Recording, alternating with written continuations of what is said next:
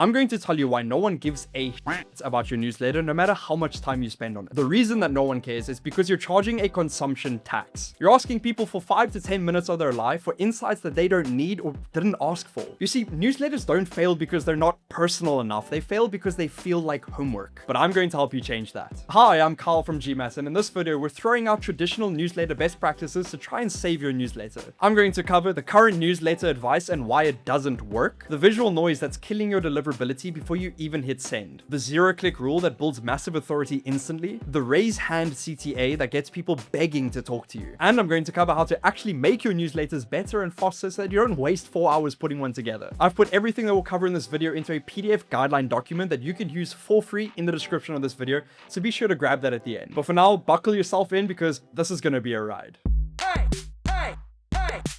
Standard advice for newsletters is dead. Forget all of it. Your boss, ChatGPT, and marketing gurus online are going to tell you that the secret to success is to just be more personal or to send at 10 AM on a Tuesday. That's generic noise. The real reason for every failing newsletter is that people don't open their inboxes to be entertained. They open it to clear a path. Your curated list of 5 things I like this week isn't a gift to your readers. It's a barrier between them and inbox zero. If you want to stop being ignored, you have to stop being a magazine and start being a tool. I call this the teaching trap because most newsletters try to teach their readers something. 10 ways to boost sales, or 5 AI tools that can make you millions, or 3 roadblocks in your workflow costing you money. But teaching requires the reader to do work, and people avoid anything that feels like work. So let's fix that. First up, ditch the how-to guide format and give your readers a done-for-you fragment. For example, don't send a 1,000-word newsletter on how to write better cold emails. Send a newsletter that says, here are the 3 subject lines that got me 40% open rates this month. Copy and paste them here. You aren't giving them information, you're giving them progress. And when people get progress served on a silver platter, they're going to lick it clean. Get it? The silver platter is a metaphor for your newsletter, and them licking it clean is engagement.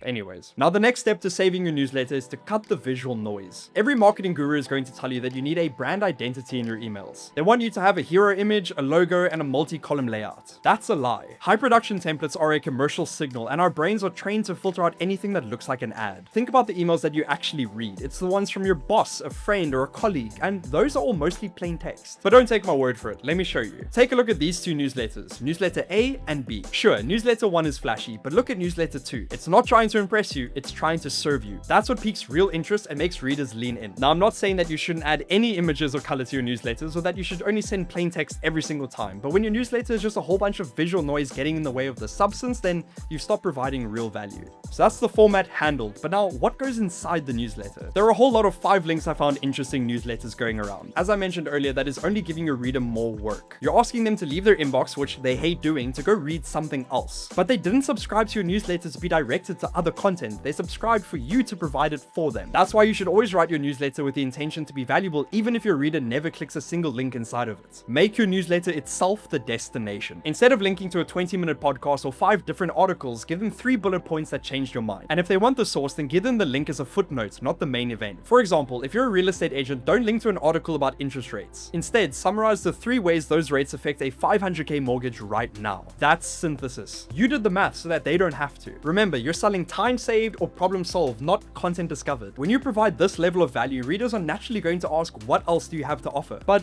this is where most people get greedy and ruin the relationship. That brings us to the next step, turning trust and engagement into money. Once you strip the fluff and started providing utility, you're going to be very tempted to add a big buy now link at the bottom of your newsletter. Don't. Links are huge exit signs and they break the momentum of the inbox. Instead, use something called a reply trigger. This is the raised hand loop that I was telling you about. Because your email is mostly text and already feels personal, lean into that. Instead of a landing page, say, I built a specific diagnostic spreadsheet that handles X. If you want it, just reply tool to this email and I'll send it forever. This is a high level move for 3 reasons. The first is deliverability. Every time someone replies to your email, Google and Outlook see you as a friend. You're strengthening your case to land in the primary inbox because you have a high engagement to send ratio. The second reason is intent. A click is casual, but a reply is a lead. You now have a one-to-one open thread with a prospect who has literally raised their hand. And the third is context focus. Remember how earlier I discussed how people don't like leaving their inbox when they're in email reading mode, well now you're letting this entire process stay within the inbox. But here's the problem. You can't really do any of this effectively in a bloated drag and drop newsletter builder. Those tools are designed for ads, not conversions. But this is exactly why I use GMass. It's the only tool that lets you send these high utility plain text notes directly from Gmail where they look like they came from a real human being, not a marketing department, because they did. You can also track those hand raised replies as actual leads within your dashboard and set up automated follow-ups for anyone who didn't reply to the first tool, ensuring that no one falls through the cracks. But if they did reply to, then GMass lets you do something that almost no other email tool can: set triggered emails. These are automated responses sent the moment that someone opens, clicks, or most importantly, replies to an email campaign, ensuring that you reach your recipient while they're active in their inbox. This means you can enable a trigger to be set for a specific keyword like tool and link it to an email template containing all the resources you promise in your newsletter. This is a super powerful email automation that saves you the hassle of having to reply to each recipient individually, even though they'll think that you did. There's a link in the description to learn more about GMass and triggered emails. Go check them out. But the idea here is that you're not a marketer sending a broadcast. You're a consultant starting 100 mini conversations at once. And now, if you follow all of these steps, people will actually give a shit about your newsletters. And if you're still skeptical, then just try it out for once. For your next newsletter, delete 80% of the fluff and replace it with a done for you fragment. Give them the progress that they need to solve a real problem right now. And as promised, I've added a PDF breaking down all the information covered in this video into a super helpful, easy to follow guideline for free. Go grab it, stop sending newsletters, and subscribe if you found this video helpful. We post videos every week on all the best email tips, tricks, strategies, and insights. So if that sounds like something that could help you, then go check out some of our other videos. Until then, thank you for watching, and I'll see you in the next one.